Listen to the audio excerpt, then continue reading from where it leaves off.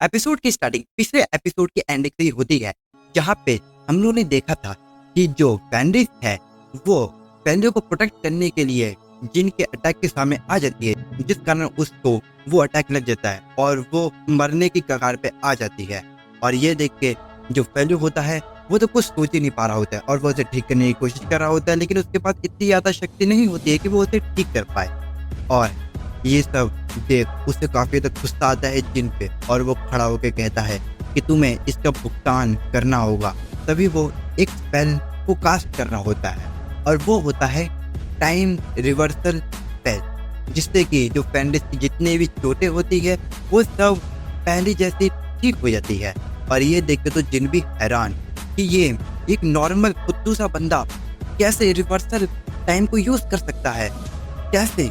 और वो जब तक के लिए ये सब सोचे तब तक तो फेलियो उसको आके एक मुक्का मार देता है और एक ही मुक्का खाते ही उसके नाक से खून निकलने लग जाता है। और ये लातों के भूत लात खा के ही मानेंगे तो वो लात भी मारता है और उसका और भी बुरा हाल। और उसको जो मार पड़ी तो वो इतनी तक खतरनाक होती है कि वो अपने डार्क मैजिक का भी यूज करती है, लेकिन जो फेलियो होता है वो तो उसे नलीफाई कर देता है और वो उसका सर पकड़ के उसे उठा लेता है। और जो जिन होती है उसे तो यकीन नहीं हो रहा होता है कि ये ज़्यादा ताकतवर है, और वो उसका स्टेटस चेक करती है तो वो तो इन्फिनिटी होता है और उसे यकीन नहीं होता है कि ऐसा भी कोई ह्यूमन हो सकता है जिसके पास इन्फिनिटी पावर हो। और जो फेलियो होता है वो तो उसे दीवार में जाके लड़ा देता है और फेलियो तो लगातार उसकी इतनी खतरनाक धुलाई कर रहा होता है, लगता है कि आज ब्रूस ली का बाप आ गया हो इसके अंदर। यहाँ फेनिस को भी होश आ चुका होता है और वो अपने शरीर के सारे जख्म देखती है जो कि बिल्कुल नॉर्मली हो चुके होते हैं और उसे यकीन नहीं आ रहा होता है कि ये कैसे हुआ। तो बेलोरूसा कहती है कि ये सारे फेलियो के मैजिक का कमाल है, उसने ही आपको ठीक किया है। और वो फेलियो को देखती है जो कि जिन की अच्छी खासी धुलाई कर रहा होता है लगातार। ये देख के फेनिस खुश हो रही होती है कि जो फेलियो है वो उसके लिए फाइट कर रहा है और जो जिन है वो काफी ज्यादा पावरफुल है और फेलियो एक ह्यूमन है, फिर भी वो उसे कितनी बेरहमी से मार रहा है। लेकिन तभी फेनिस को याद आता है कि जब फेनिस ने उस पर हमला किया था तो जो फेलियो था उसने उसे छोड़ दिया था, क्योंकि ऑफ कोर्स फेलियो काफी ज्यादा ताकतवर है, वो उसे भी मार सकता था, लेकिन उसने उसे छोड़ा था। और ये जानकर फेनिस को पता चल जाता है कि फेनरिस के लिए ही वो इतना बेरहम बन चुका है। वही फेलियो तो उसे जमीन से उठा के गले से पकड़ लेता है और उसका गला दबाने वाला होता है और उसे मौत के घाट उतारने वाला होता है। लेकिन तभी फेनिस उसे पकड़ लेती है और कहती है, मुझे खुशी हुई कि आप मेरे लिए इतना ज्यादा गुस्सा हो गए, लेकिन आप पहले जैसे बन जाओ, जो कि कभी भी किसी को भी नहीं मारता है, जो कि उनके सामने सरेंडर कर देते। और फेनरिस को उसकी इंसानियत प्यारी थी, क्योंकि फेलियो ने कहा था कि वो कभी भी शैतान नहीं बनना चाहते अपने आपा को होके, तो इसलिए उसे होश में आने के लिए वो कहती है। और फेलियो को फेनरिस को सही सलामत देख के काफी ज्यादा खुशी होती है और वो उसे गले लगा लेता है। और जो जिन होती है उसका तो डब्बा गोल हो चुका है और वो किस्सा खत्म हो चुका है। दूसरी तरफ हम लोग देखते हैं कि जो प्रिंसेस है वो सारे मेज को लेके आई होती है फेलियो को ढूंढने के लिए, और वो लोग टेलीपोर्टेशन मैजिक का यूज करके आए होते हैं, जिस कारण जो मेज की हालत पहले से खराब है वो और ज्यादा खराब हो जाती है, जिस कारण प्रिंसेस सभी मेजेस को आराम करने के लिए कहती है। और तभी देखते हैं कि जो भी सैक्रिफाइस कॉलम होते हैं वो तो टूट जाते हैं। और ये देख के प्रिंसेस को पता चल जाता है कि जिन अपने विश को पूरी नहीं कर पाई। यहाँ दूसरी तरफ हम लोग हीरो को देखते हैं जो कि अभी भी ट्रेजर रूम में बंद होता है और वहाँ पे सोल्जर्स आ चुके होते हैं और वो दरवाजा खोलने के लिए कह रहे होते हैं, लेकिन जो हीरो और उसकी सर्वेंट होती है वो तो खोल लेनी होते हैं। और उन लोगों को पता है कि अगर वो यहाँ से बाहर निकलेंगे तो उन्हें मार दिया जाएगा।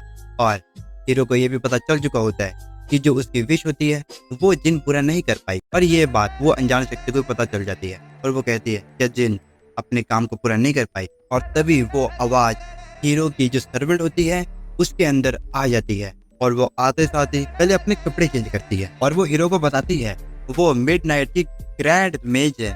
और यहाँ जो वो लड़की थी उसने तो हीरो को एक मॉन्स्टर बना दिया होता है और वो तबाही मचाते हुए यहाँ से निकल जाती है जेल से। तभी वो देखते हैं कि यहाँ पे किसी ने टेलीपोर्टेशन मैजिक का यूज किया है, तो इसलिए वो सोचते कि वो वहाँ पे जाएगी और जितने भी रॉयल फैमिली के मेंबर्स है उन्हें खत्म कर देगी और वो वहाँ से चली जाती है। इसके बाद हमें फिर से जिन को दिखाया जाता है और उसे फेलियो ने हील कर दिया होता है और वो तो उठते साथ ही उससे माफी मांग लेते और कहती है मुझे छोड़ दो। और तभी वो देखती है कि वो तो पूरा हील हो चुकी है। तो फेलियो बताता है कि मैंने तुम्हें इसलिए हील किया है क्योंकि फेनरिस ने मुझे कहा था। तभी बेलारोसा आके कहती है कि इसका हम क्या करें, इसे तो हम लोकल नाइट के हवाले भी नहीं कर सकते हैं। तो फेल्यू बताता है कि हम इसे रॉयल ट्रेजर में दोबारा से सील कर दे क्योंकि ये वहीं से आई है। और ये बात उसे इसलिए पता चल गई थी क्योंकि वो भी माइंड रीडिंग मैजिक का इस्तेमाल कर सकता है। और ये बात जान के तो जिन भी हैरान, क्योंकि वो मैजिक सिर्फ वही यूज कर सकती है, ये कैसे कर सकता है। लेकिन जो फेनरिस थी उसका तो कोई और ही इरादा था। वो तो कहती है कि हम इसे अपना सर्वेंट बना लेते हैं क्योंकि इसे दोबारा सील करने का कोई फायदा नहीं। अगर फिर से कभी कोई दोबारा आएगा और इसे अनसील करेगा तो ये फिर से वही काम करेगी। लेकिन फेल्यू से कहता है कि तुम सोचो इसने अभी तुम्हें लगभग मार ही दिया था, तुम फिर भी इसे अपना सर्वेंट बनाना चाहती हो, क्यों?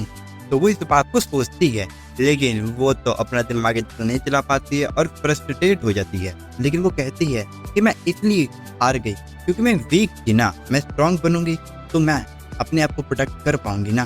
तो फेल्यू इतनी सारी उसकी बातें सुन के मान ही जाता है और वो उसे एक्सेप्ट कर लेता है। और वो जिन से कहता है कि तू आज के बाद किसी को भी हर्ट नहीं करोगी या मारोगी नहीं, अगर तुमने ऐसा किया तो मैं तुम्हें कभी नहीं छोड़ूंगा। ये सुन के तो जिन काफी ज्यादा हैरान होती है क्योंकि उसको लगा था कि सारे ह्यूमन क्रिएटिव होते हैं, लेकिन फेल्यू जो है वो काफी ज्यादा इंटरेस्टिंग है और जिन को इस पे काफी ज्यादा इंटरेस्ट आ रहा होता है। और वो तभी उसके बैडिस वाले साइड को भी याद करती है, जो देखे तो उसे और भी ज्यादा मजा आता है और वो कहती है कि इसके साथ मजा आने वाला है। और जो फेनिस होती है उसके हाव भाव देख के समझ जाती है कि वो क्या सोच रही है, तो इसलिए वो उस पर गुस्सा करने लगती है। तभी फेल्यू टाउन में देखता है तो वो देखता है कि जो उन दोनों की फाइट हुई थी उसमें टाउन का काफी ज्यादा डैमेज हो चुका है।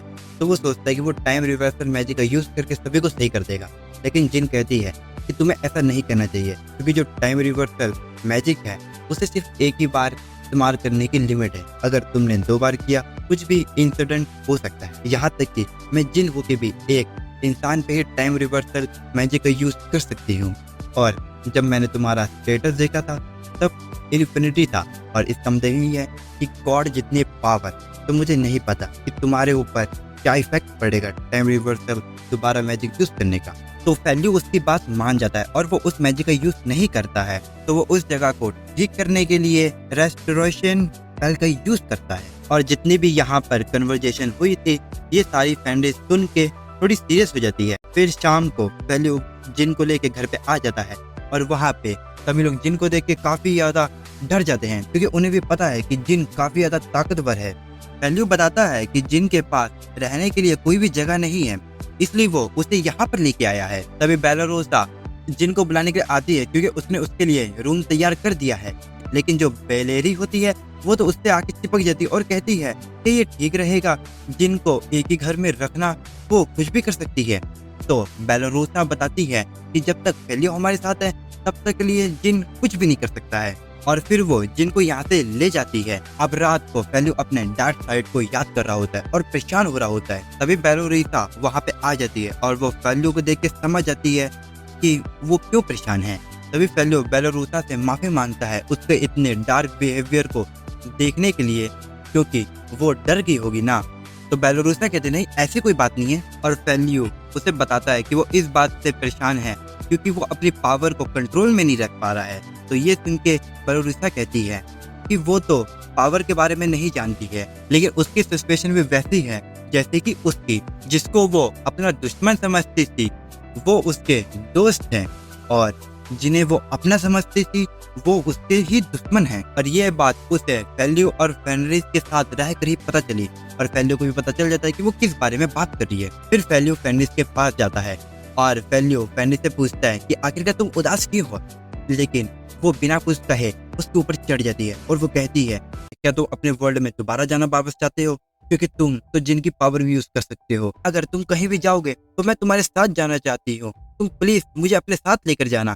लेकिन फेल्यू कहता है कि मैं वापस उस दुनिया में नहीं जाना चाहता क्योंकि जिस दुनिया में मैं रहता हूँ वहाँ पे डेमी ह्यूमंस नहीं रह सकते हैं। और फिर वो फेनिस को सच्चे दिल से कहता है क्या तुम मेरी वाइफ बनना चाहोगी, क्योंकि जो फेल्यू है वो उसे अपनी वाइफ रियल मानता ही नहीं था।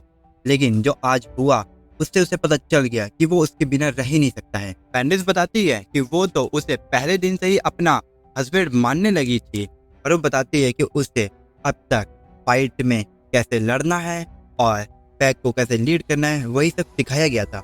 और जब से मैं तुम्हारे साथ रहने लगी तब से मुझे पता लगने लग गया कि फीलिंग्स कैसी होती है। और सीन काफ़ी ज़्यादा रोमांटिक बन चुका होता है और फेलियो तो उसे किस कर लेता है और इंटीमेट तक वो सीन जाने वाला होता है। लेकिन साइड में ही हिया होती है जो कि ये सब देख रही होती है और वो लोग पूछते हैं क्या तुम शुरू से यहाँ पर थी? तो वो कहती है हाँ, ये तो मेरा फर्ज हुआ ना अपने मास्टर का ध्यान रखना। फेलियो कहता है कि तुम्हें इतना भी कुछ पर्सनल नहीं आना चाहिए था ना। तो जिन कहती है कि ये तो नेचुरली है ये सब होना, तो मेरे लिए ये कोई बड़ी बात नहीं है, ये तो मैं देख ही सकती हूँ। और फेंडिस तो काफी तो गुस्सा हो जाती है कि हिया ने सही मौके पे काम खराब कर दिया। और ये सारी जितनी भी इन लोगों की बात हुई थी ये तो सभी लोगों ने सुन लिया था। अब हिया कहती है कि मैं इनविजिबल हो जाती हूँ, तुम्हें जो करना है तुम कर लो, लेकिन ये लोग मना कर रहे होते हैं। और इसी के साथ हो जाता है ये वाला एपिसोड खत्म। अगर आपको ये वीडियो पसंद आई हो तो लाइक सब्सक्राइब जरूर कर देना। तो मिलते हैं किसी और वीडियो में, तब तक लगता है नारा और बाय।